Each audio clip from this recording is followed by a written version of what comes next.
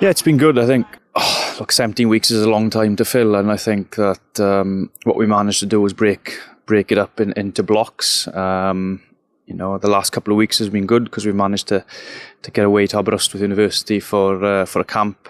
We also went to training against the national team a couple of days, which was good for everyone. And we did like a similar sort of exercise with Bath last week.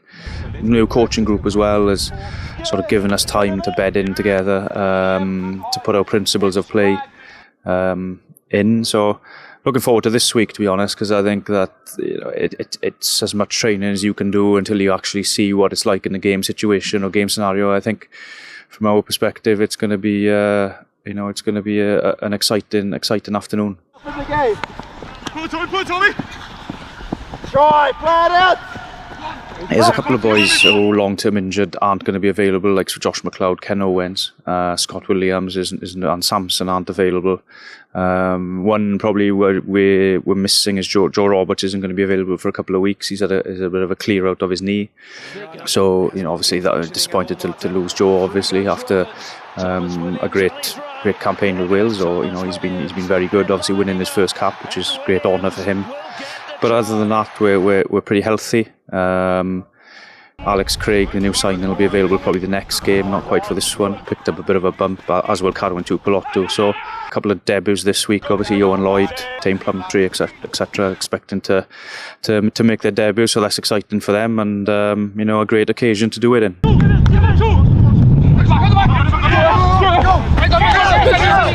He's a fantastic talent in terms of with the ball in hand. We've seen that. If you only look at YouTube, you can see his highlights reel. I suppose for us, we're going to play him at 10 this week. So I think it's been bedding that in, to be honest, taking time.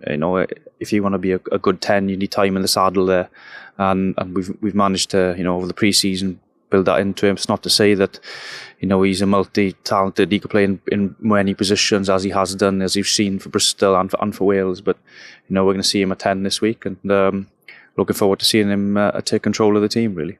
So play goes on. O'Connor gets it out to Uru with a big miss pass out to Rice. Lovely line from Rice. Must be a try. Well, on the scissors, it's Dargan who goes through the gap to score, and that is, again, beautifully executed. But you can see the experience here, Lenny. Yeah, they've been good. It was a good win up in Northampton and Bristol against a good Bristol side last week. So they're going to be a good challenge for us. I think they've obviously got some good quality players who are probably got half an eye on a World Cup call up if needed. A strong coaching group over with them, and so look, it'll be a good test for us. First game of the season from our perspective. And if we can see a bit of cohesion, or start getting a bit of cohesion, yes, we're going to be blowing, there's no doubt about it. But if we can see a bit of cohesion and a few things that we've worked on in pre-season coming through, then I'm going to be happy. A great occasion, hopefully here. Good crowd. It's important. For many ways, it'd be great to get a crowd here, and not much rugby taking place. Obviously, there's local rugby going on, but not much rugby for us until October.